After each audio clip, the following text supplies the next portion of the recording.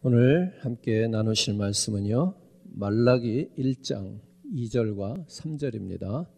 여호와께서 이르시되 내가 너희를 사랑하였노라 하나 너희는 이르기를 주께서 어떻게 우리를 사랑하셨나이까 하는도다. 나 여호와가 말하노라. 에서는 야곱의 형이 아니냐? 그러나 내가 야곱을 사랑하였고 에서는 미워하였으며 그의 산들을 황폐하게 하였고 그의 산업을 광야의 이리들에게 넘겼느니라. 아멘. 말씀의 제목을 한번 같이 읽기를 원합니다. 내가 너희를 사랑하노라. 한 번 더요. 내가 너희를 사랑하노라. 사랑이라는 말은 언제 들어도 좋은 이야기지요. 내가 당신을 사랑합니다 라고 여러분들은 언제 그런 사랑의 말을 들어보셨는지 모르겠습니다. 우리 한국 분들은 부부간에도 사랑합니다. 참 이 말 너무 인색하지 않나 싶지요.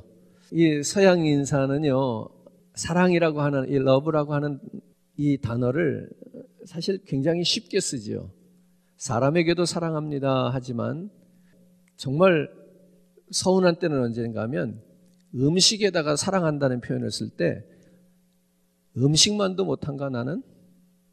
아이들이 아빠 사랑해요 라는 말을 하기보다는 맛있는 음식을 먹으면서 거기다가 내가 이 음식을 사랑한다, 나 이 음식을 너무 좋아한다, I love 여러 가지 있잖아요, 그죠? 그때 이 love라고 하는 동사를 쓸 때 보면 막 샘이 나는 거야. 야, 내가 저 음식만도 못한 존재인가 이렇게 생각이 들기도 하면서요. 예, 내가 너희를 사랑하노라. 오늘 주님이 저와 여러분들을 사랑하신다고 말씀하십니다. 오늘 그 음성을 듣는 귀한 아침이 되기를 주님의 이름으로 축복합니다. 오늘 우리가 읽었던 본문이죠. 말라기서 1장 2절과 3절인데요. 오늘 사실은 2절을 요절로 해서 우리가 말씀의 은혜를 나누려고 합니다. 이 본문의 말씀은요, 이스라엘 백성들이 그 가슴이 냉랭해졌어요. 가슴이 차가웠어요. 그리고 그 가슴이 냉랭해질 수밖에 없는 이유를 말씀하고 있어요. 이 말을 다르게 이야기하면 이렇게 말할 수 있겠습니다. 우리들 가슴에 뜨거운 불이 붙여지기 위해서 어떻게 하면 좋겠는가? 이렇게 한번 우리가 이 말씀을 접근해 보려고 합니다. 자, 먼저 본문을 한번 다시 읽겠습니다. 2절 읽어봐요. 시작. 여호와께서 이르시되 내가 너희를 사랑하였노라 하나 너희는 이르기를 주께서 어떻게 우리를 사랑하셨나이까 하는도다. 나 여호와가 말하노라. 에서는 야곱의 형이 아니냐? 그러나 내가 야곱을 사랑하였고, 야곱의 다른 이름이 뭐죠? 이스라엘이에요. 야곱의 다른 이름이 이스라엘이에요. 오늘 본문 이 후반부에 있는 말을 그대로 한번 해석해 보면 에서는 야곱의 형이 아니냐? 그러면 당연히 누굴 사랑해야 돼요? 형을 사랑해야 돼. 그죠? 에서를 사랑하는 게 지극히 당연하다는 거예요. 그럼에도 불구하고 내가 너희를 이스라엘을 사랑한 것은 어떤 사랑이에요? 세상에 있는 사랑이 아니에요.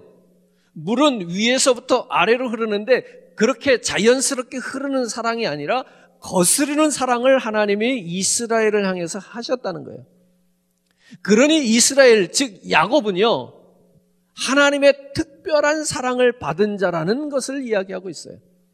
오늘 저와 여러분들이 이런 사랑을 받은 사람들이거든요. 당연히 받을 수 있는 사랑을 받은 자가 아니라 도저히 받을 수 없는 자가 받게 된 사랑을 저와 여러분들이 받았더라는 이야기입니다. 하나님은 그렇게 이스라엘을 사랑하셨다라는 이야기입니다. 여기서 하나님께서 저들을 사랑하셨다라는 말은요, 언약 백성들에게만 하는 하나님의 특별한 사랑이 있었다는 거지요. 하나님은 믿는 자나 믿지 아니하는 모든 사람들을 사랑하십니다. 그러나 그렇더라도 구원받은 하나님의 약속의 백성들을 향한 사랑은 남다른 사랑이었다라고 말하는 겁니다. 특별한 사랑이 있었다는 거예요. 다 자식을 사랑하지만 그 중에서도 남다른 사랑이 가는 자녀가 있을 수 있는 것처럼 말이죠. 하나님께서 이스라엘 백성들과 그렇지 않은 다른 나라 사람들을 사랑하시기는 다 사랑했지만 사랑의 모습이 달랐더라. 이방인들도 사랑하시기는 하시지만 그러나 그 이스라엘을 향한 먼저 선택한 그들을 향한 하나님의 사랑은 뭔지 모르게 달랐다는 겁니다. 그 사랑이 이스라엘을 어떻게 했어요? 430년 동안 애굽에서 노예 생활을 하던 그들을 출애굽시키는, 구원하는 그러한 사랑으로 표현되어진 거죠. 뿐만 아니라 그들이 광야를 지나가는 동안 먹을 것이 없고 마실 물이 없을 때 하나님께서 그들을 먹이시고 마시게 하시고 입히시고, 그 광야의 일교차가 심한 그런 지역에서 구름기둥과 불기둥으로 온도까지 조절해 주시면서 아주 섬세한 하나님의 사랑을 이스라엘 백성들에게 더하셨다라는 이야기입니다. 그것이 바로 이스라엘 백성들을 향한 하나님의 특별한 사랑의 표현들이다. 그러니까 이스라엘 백성들은 그 하나님의 특별한 사랑을 받았던 사람들이에요. 오늘 저와 여러분들이 바로 그런 하나님의 사랑을 입은 존재라는 것을 기억했으면 좋겠습니다. 자, 말씀을 한 군데 더 읽겠습니다. 로마서 5장 6절, 8절, 10절 좀 건너가면서 읽을게요. 6절 먼저 읽어요. 우리가 아직 연약할 때에 기약대로 그리스도께서 경건하지 않은 자를 위하여 죽으셨도다. 8절, 우리가 아직 죄인 되었을 때에 그리스도께서 우리를 위하여 죽으심으로 하나님께서 우리에 대한 자기의 사랑을 확증하셨느니라. 10절 읽어요. 곧 우리가 원수 되었을 때에 그의 아들의 죽으심으로 말미암아 하나님과 화목하게 되었은즉 화목하게 된 자로서는 더욱 그의 살아나심으로 말미암아 구원을 받을 것이니라. 여기 6절, 8절, 10절에 보면 이런 말이 표현이 나와요. 아직 연약할 때에, 아직 죄인 되었을 때에, 우리가 원수 되었을 때에, 바로 그때에 그리스도께서 나를 위하여 죽으심으로 우리에 대한 하나님의 사랑을 확증하셨다. 주님께서, 하나님께서 나를, 여기 나는 누구예요? 나죠. 하나님께서 나를 사랑하시는데 그 사랑에 대한 확증을 어떻게 해주셨어요? 자기 아들을 죽이시는 것으로 확증해 주었다. 이보다 더 확실한 증거를 보여줄 수는 없다. 부부간에 가끔 그런 얘기 하지 않습니까? 당신 나 사랑해? 아, 사랑하지 그럼. 보여줘봐. 보여달라는 거예요, 사랑을. 여러분, 그러면 그 사랑을 어떻게 보여주셨어요? 뭐 뽀뽀 한번 해주셨어요? 어떻게 그 사랑을 어떻게 보여요? 어떤 사람은 이렇게 말합니다. 돈으로 보여줘봐. 뭔가를 보여달라는 거예요. 확증, 당신이 나를 사랑하는 증거를 내밀어봐. 그래서 저는 다 줍니다. 다 준다고. 다 줘요. 내 건 하나도 없어요. 더 이상 어떻게 확증을 해주냐 말이에요. 혹시 내 주머니라고 있다가도 들키면 그것까지 다 줘. 뭐 도대체 어떻게 그 사랑을 확증해 줄 수 있어요? 그런데 하나님은 주머니를 털어주신 것이 아니라 독생자를 죽여서 주셨다는 거예요. 이보다 더 확실한 증거를 보여줄 수 있겠냐는 거예요. 거꾸로 얘기를 해볼까요? 오늘 우리도 하나님을 사랑하잖아요. 그죠? 하나님을 사랑하시는 분들만 아멘? 조금 별로 안 사랑하시네. 그 사랑을 하는데, 사랑합니다 하는데 여러분들이 하나님을 향하여서 어떤 주님을 사랑하는 확증으로 뭘 보여줄 수 있어요? 똑같이 하나님도 우리를 사랑하신다 하고 우리도 하나님을 사랑합니다 하는데 하나님은 당신의 사랑을 아들을 죽여서 우리에게 보여주셨는데 우리가 하나님을 사랑할 때 우리는 어떤 확증을 하나님 앞에 보여줄 수 있어요? 사실은 똑같아요. 죽음으로 사랑을 확증받았으면요, 내 목숨으로 그 사랑을 확증해 주는 게 맞는 거예요. 왜 이럴 때는 공평하자고 안 그러시는가 몰라? 다른 때는 다 공평한 거를 따지면서 왜 이 사랑의 공식에서는 공평은 어디로 가버렸어요? 그래서 순교자가 나오는 거예요. 그래서 순교자가 나오는 거예요. 그래서 자기 목숨을 던질 수 있는 자들이 나오는 거라고요, 여러분. 하나님의 사랑이 자기 아들을 죽여서 우리에게 그 사랑을 확증해서 보여주신 것만큼 오늘 내가 하나님을 사랑합니다 라고 하는 그 고백 속에는 내 생명을 걸 수 있는 고백이 되어야 사랑한다고 하시는 거예요. 바로 그런 사랑을 하나님께서 이스라엘 백성들에게 베푸셨다는 거죠. 자, 한 군데 말씀 더 읽어봐요. 로마서 8장 32절, 자기 아들을 아끼지 아니하시고 우리 모든 사람을 위하여 내주시니가 어찌 그 아들과 함께 모든 것을 우리에게 주시지 아니하시겠느냐. 저는 이 말씀을 읽으면서 이런 묵상을 했어요. 이 말씀은 하나님께서 과거에 어느 시점까지만 우리를 사랑해 주셨다는 것이 아니라 앞으로의 시간들 속에서도 영원토록 그 사랑을 내게 베풀어 주시겠다는 의미로 묵상을 해봤어요.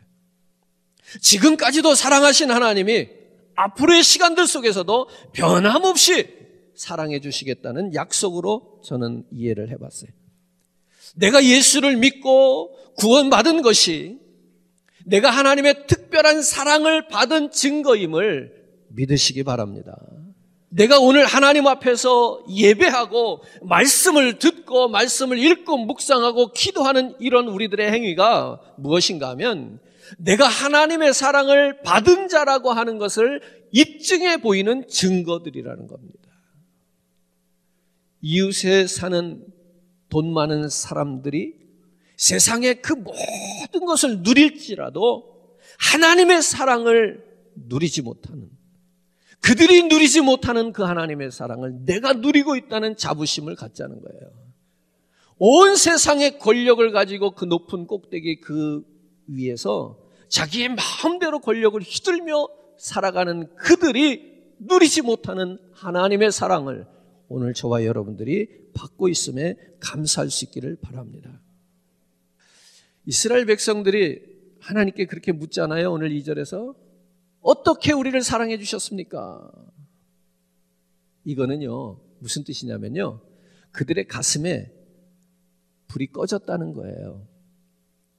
그들의 가슴이 냉랭해졌다는 거예요. 오늘 그런 가슴 속에 하나님의 사랑이 다시 부은 바가 되고 오늘 그 가슴이 냉랭하게 식어졌던 가슴이 다시 뜨겁게 불타기를 바랍니다. 사랑의 불이 붙여지기를 바랍니다. 아멘. 가슴이 뜨거워. 여러분 가슴이 뜨거운 걸 느껴보셨나요? 우리가 가슴이 뜨겁다라는 얘기가 말로 하는 얘기입니까? 아니면 실제로 그럴 수 있는 겁니까? 평상시에는 그거 말로 이해하는 것으로 들리지만 어떠한 경우에 우리가 경험하기는 심장이 가슴이 뜨거워지는 것을 경험할 수도 있는 겁니다.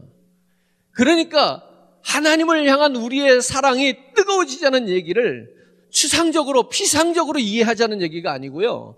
오늘 그 하나님의 사랑을 내가 느낄 때 내 가슴이 뜨거워질 수 있다, 사실적으로 뜨거워질 수 있다는 말씀을 드리고 싶은 거예요.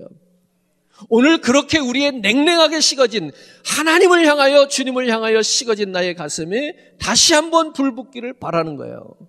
여러분들 그래요, 결혼해서 사시는 분들은 적어도 한 번은 그 가슴이 뜨거워졌던 적이 있지 않았을까 싶어요. 사랑을 하는데 어떻게 이성으로 할 수가 있어요? 가슴이 뜨거워져야지. 가슴이 뜨거워지지 않은 채 하는 사랑은 어떤 사랑인지 궁금해요. 오늘 이렇게 우리의 가슴은요 정말로 사실적으로 뜨거워질 수 있는 거예요. 이런 표현도 하지 않습니까? 가슴이 찢어진다. 어떻게 가슴이 찢어져? 근데 그 고통이 느껴질 수 있어요. 예를 들면 뭐 자식을 먼저 앞세운 고통? 잘은 모르지만 어떤 끔찍한 일을 당했을 때 정말 가슴이 찢어지는 고통이 느껴지는 거거든요. 오늘 그 하나님의 사랑을 우리가 그렇게 사실적으로 경험하기를 바라는 것입니다. 오늘 이스라엘 백성들의 가슴이 어떠했는가를 말라기서 오늘 본문 말씀에서 2절에서 우리에게 고발하고 있는 거예요. 무엇을 고발한다고요? 이스라엘 백성들의 냉랭하게 차가워진 그 심령, 그 가슴을 고발하고 있는 거예요. 그래서 이렇게 말하잖아요. 주께서 어떻게 우리를 사랑하셨느냐. 하나님이 언제 우리를 사랑했냐는 거예요. 우리는 하나님의 사랑을 받은 적이 없어요. 이렇게 항변하고 있는 거예요. 받은 적이 없는 게 아니라 느끼질 못하는 거죠.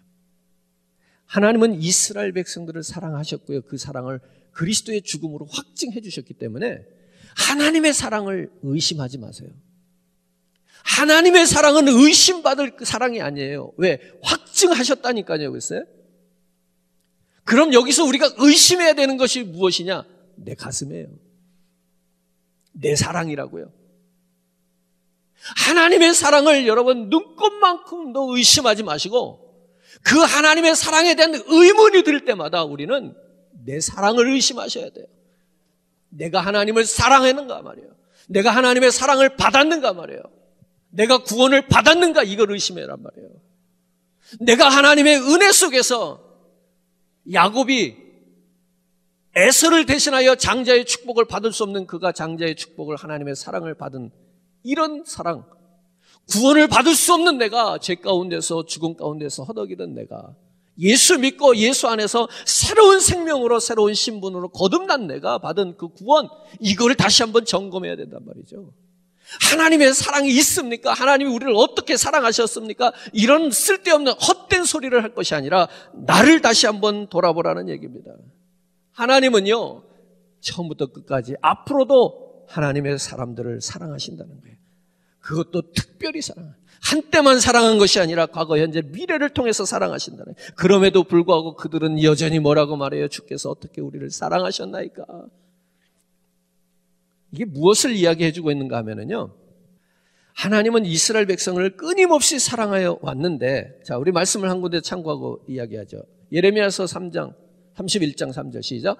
옛적에 여호와께서 나에게 나타나사 내가 영원한 사랑으로 너를 사랑하였기에 인자함으로 너를 이끌었도다. 무슨 사랑으로요? 영원한 사랑으로, 무궁한 사랑으로 우리를 사랑하셨다. 그럼에도 불구하고 그들이 이런 하나님의 사랑하심을 알지 못함은 하나님이 그들을 사랑하지 않은 까닭이 아니요, 무궁한 영원한 사랑을 하셨음에도 불구하고 그들이 느끼지 못한 것이라는 겁니다. 이렇게 비유를 해보면 어떨지 모르겠어요. 하나님이 영이시니까 눈에 안 보이시잖아요. 그래서 사람들은 눈에 안 보이니까 하나님이 어디 계시냐 이렇게 말을 해요. 근데 눈에 안 보이기는 일반이거든요. 모든 사람들의 눈에 안 보이는데 어떤 사람은요, 눈에 안 보이는 하나님을 살아계시다고 말해요. 어떤 사람은요, 눈에 안 보이니까 살아계신 것이 아니다, 없다라고 이야기를 해요. 하나님의 사랑이 이스라엘을 사랑하지 않은 것이 아니라 그들이 하나님의 사랑을 느끼지 못한 거예요. 하나님이 눈에 안 보이니까 살아계시지 않은 것이 아니라 그들이 하나님의 사랑을, 살아계심을 느끼지 못하는 거죠. 이것을 그들의 가슴이 식었다, 이렇게 제가 오늘 아침에 표현하고 있는 겁니다.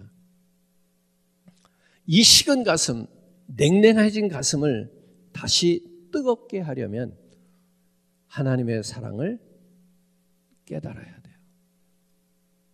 하나님의 사랑을 아직 경험하지 못한 사람은 그 사랑을 다시 느껴야 돼요. 그 하나님의 사랑이 체험되어지고 그 하나님의 사랑이 경험되어지고 우리들 안에서 느껴질 때 그 가슴은 자연스럽게 불타게 돼 있어요. 그 가슴은 자연스럽게 뜨겁게 되어지겠어요. 냉랭한 가슴이라 할지라도 주님의 사랑이 임할 때에 그 가슴은 살아날 것이라는 겁니다. 어떻게 나를 사랑하셨습니까? 하나님이 살아계시다면 말이죠. 어떻게 내게 이런 일이 일어날 수 있습니까? 이렇게 묻는 분들이 있거든요. 오늘 그런 가운데서는 진정한 참된 헌신이 일어날 수 없어요. 그렇기 때문에 주님을 향한 뜨거운 열정과 그 사랑이 있을 때에 그 주님을 향한 우리들의 헌신도 함께 동반하게 되죠. 자, 오늘 우리 가운데 이곳에 모인 여러분들 중에 혹시 이런 생각을 하시는 분이 계실까요? 하나님은 다른 사람은 사랑하시는데 왜 나는 사랑하지 않을까? 하나님은 저 사람은 저렇게 많이 사랑하는데 왜 나는 사랑하지 않으실까? 이렇게 반문하시는 분이 계실지 모르겠습니다. 혹은 하나님은 나를 사랑하지 않으시는가 보다 이렇게 생각하는 분 계신지요? 아닙니다. 하나님은 여러분들을 똑같이 사랑하십니다. 하나님은 여러분들을 크게 많이 사랑하고 있습니다. 하나님께서 내 옆에서 나를 향하여 지금도 그 사랑을 속삭이고 있습니다. 내가 너를 사랑한다. 나의 독자를 죽이면서까지 너에게 내주면서까지 너를 사랑한다. 오늘 이 하나님의 음성을 듣는 아침이 되기를 바라는 것입니다. 하나님께서 그의 독자를 나를 위하여 내어줄 만큼 사랑하시는 그 사랑을 알 때에 우리의 가슴이 뜨거워질 수 있는 거예요. 가슴이 뜨겁다는 얘기는 뭐냐면 하나님이 나를 사랑한다는 것을 지금 내가 느끼고 있다는 거예요. 내 가슴이 냉랭해졌다면 하나님이 나를 사랑하시는지 안 하시는지 잘 모르겠다는 그런 이야기예요. 이스라엘 백성들의 가슴이 냉랭해졌던 이유 몇 가지 말씀을 드렸는데 하나님의 본심을 몰랐기 때문이에요. 이스라엘 백성들이 그들을 사랑하는 하나님을 향하여 어떻게 우리를 사랑하셨나이까? 라고 물을 수밖에 없었던 이유가 뭐냐? 그들은 한마디로 하나님의 본심을 이해하지 못했기 때문이다. 이스라엘 백성들은 하나님께서 우리를 사랑하신다면 축복해 줘야지. 하나님께서 우리를 사랑하신다면 잘되게 해주셔야지. 하나님께서 우리를 사랑하신다면 나라가 다른 나라를 다스릴 수 있는 나라로 부강한 나라로 만들어 주셔야지. 이렇게 생각을 한 거예요. 그런데 한번 생각해 봅시다. 우리 이런 예를 하나 들어볼게요. 이스라엘 백성들이 바벨론의 포로로 잡혀가서 70년 동안 포로 생활을 합니다. 그런데 그 포로 생활이요 그렇게 아주 나쁘지만은 않았어요. 그들은 바벨론의 포로로 잡혀가서도요 잘 먹고 잘 살 수 있었어요. 우리가 다니엘과 같은 혹은 그 다니엘의 세 친구와 같은 인물들을 아시지만 그들이 이 바벨론에서 어떤 정책을 폈는가 하면 굳이 자기네 나라 사람들만 높은 자리에 올리지 않겠다는 거예요.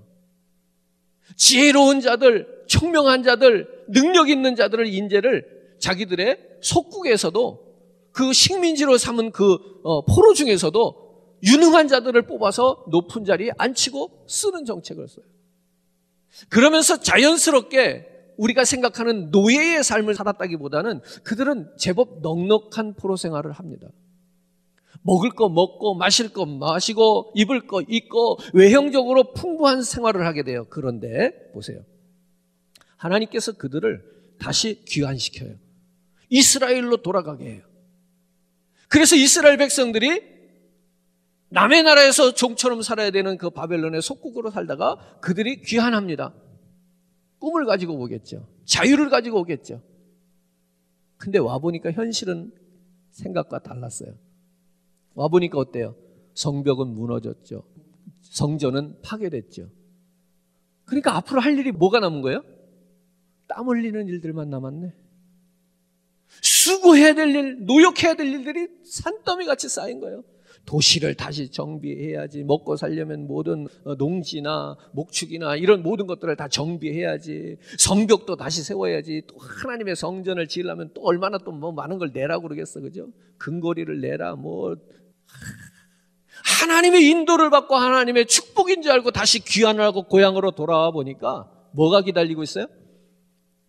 궁핍이 기다리고 있고 고통이 기다리고 있고 노역이 기다리고 있고 이건 뭐 바벨론 포로 생활이 훨씬 낫겠다 이런 생각이 드는 거죠.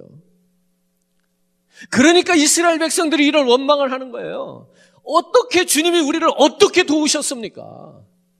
주님이 나를 도우셨으면 잘 돼야지요. 여기 축복이 있어야지요. 지금 이렇게 얘기하는 거예요. 이 얘기가 뭐냐면 그들의 가슴이 식었다는 거예요. 근데 이 이야기를 이렇게 한번 다시 바꿔보세요. 내가 예수 믿기 전에 삶을 죄 가운데 붙들리고 어둠 가운데 속해 있던 죄의 진노의 자녀로 살았던 그 시간, 거기서 하나님이 나를 구원하셔요. 그리고 하나님의 약속을 받으며 그 하나님을 따르기로 결정하고 예수를 믿고 교회를 나오고 신앙생활을 하는데 이게 뭐 1년이 지나도 좋아지는 것도 없고 10년을 예수 믿었는데 10년 전보다 내가 부자가 된 것도 아니고 병이 안 드는 것도 아니고 사고를 안 당하는 것도 아니고 예수 믿고 거기 가면 살 길이 열릴 줄 알고 축복이 기다릴 줄 알고 가봤더니 거기도 궁핍이 있고 교회를 다니니까 뭐 섬기라고 그러지 봉사하라고 그러지 뭐 자꾸 내라고 그러지 이건 뭐 이게 예수 안 믿을 때보다 살기가 힘들어. 그러면서 바벨론의 포로 생활을 그리워하는 거예요. 아유, 차라리 예수 안 믿을 때가 좋았어.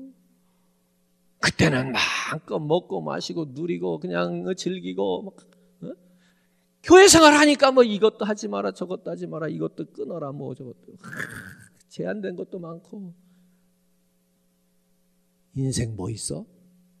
그냥 까짓거 멋지게 놀다가 그냥 즐기다가 가면 좋은 인생. 그 바벨론 포로 예수를 믿기 전에 내 마음대로 이 죄 가운데서 살았던 그 시간이 오히려 막 그리워지기 시작하네. 그런 사람의 마음에서 나오는 말이 뭐냐면 주께서 어떻게 나를 사랑하셨나이까. 이 말이 여기서 나오는 거예요. 이스라엘 백성들이 그 포로 생활에서 넉넉히 먹고 그저 불편함 없이 살았던 그 시간을 그리워하는 거야.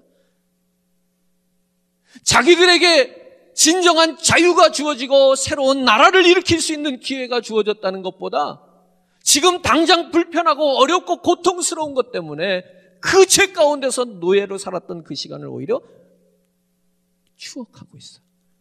이게 이때뿐만 아니에요. 이스라엘 백성들이 광야로 출애굽하고 나서 그들이 광야에서도 이 생각을 했어요. 모세를 원망했잖아요. 왜 우리를 여기까지 끌고 와서 죽이냐. 차라리 우리를 애굽의 노예로 살게 했더라면 우리가 먹는 것은 넉넉하지 않았겠느냐. 보세요. 이 원망과 불평, 하나님을 향하여 주께서 우리를 어떻게 사랑하셨습니까? 하나님이 사랑하는 게 고작 이겁니까? 라고 말을 하는 사람들의 모습은 뭐예요? 과거의 바벨론, 과거의 애굽, 과거의 예수 믿기 전의 삶을 그리워하는 사람들이 하는 얘기예요. 끝으로 한 군데만 더 읽겠습니다. 로마서 8장 좀 넘어가세요. 35절부터 읽어요. 누가 우리를 그리스도의 사랑에서 끊으리요? 환난이나 곤고나 박해나 기근이나 적신이나 위험이나 칼이랴. 기록된 바 우리가 종일 주를 위하여 죽임을 당하게 되며 도살당할 양같이 여김을 받았나이다 함과 같으니라. 그러나 이 모든 일에 우리를 사랑하시는 이로 말미암아 우리가 넉넉히 이기느니라. 예수를 믿으면 환난이나 곤고나 핍박이나 기근이나 적신이나 위험이나 칼이 없어지는 게 아니고요. 예수를 믿으면 하나님과 사랑을 하게 되면 하나님과 나와의 관계를 끊어내기 위해서 환난이나 기근이나 적신이나 핍박이나 칼이나 이런 것들이 동원된다는 거예요. 무엇하기 위해서? 그리스도의 사랑에서 우리를 끊어내려고. 그러나 우리가 그런 환경 때문에 우리가 그 사랑에서 끊어질 수는 없다. 우리가 주님과 사랑하는 이 사랑이 세상의 환난이나 곤고나 핍박이나 기근이나 적신이나 위험이나 칼로 끊을 수 있는 사랑이 아니다. 왜? 이것은 하나님께서 당신의 아들 독생자 예수를 십자가에서 죽으심으로 맺어주신 사랑의 관계이기 때문에 그렇다는 얘기예요. 36절에 보면 우리가 종일 주를 위하여 죽임을 당케 되며 도살할 양같이 여김을 받았다고 그래요. 그런데 37절에 그러나 그랬을지라도 죽임을 당할 자리까지 갔을지라도 이 모든 일에 우리를 사랑하시는 이로 말미암아 넉넉히 이기느니라. 환난이나 기근이나 핍박이나 적신이나 위험이나 칼이 우리를 그리스도의 사랑에서 끊어내려고 하는데 우리가 그것을 넉넉히 이길 수 있는 힘은 어디 있다고요? 사랑하시는 이로 말미암아.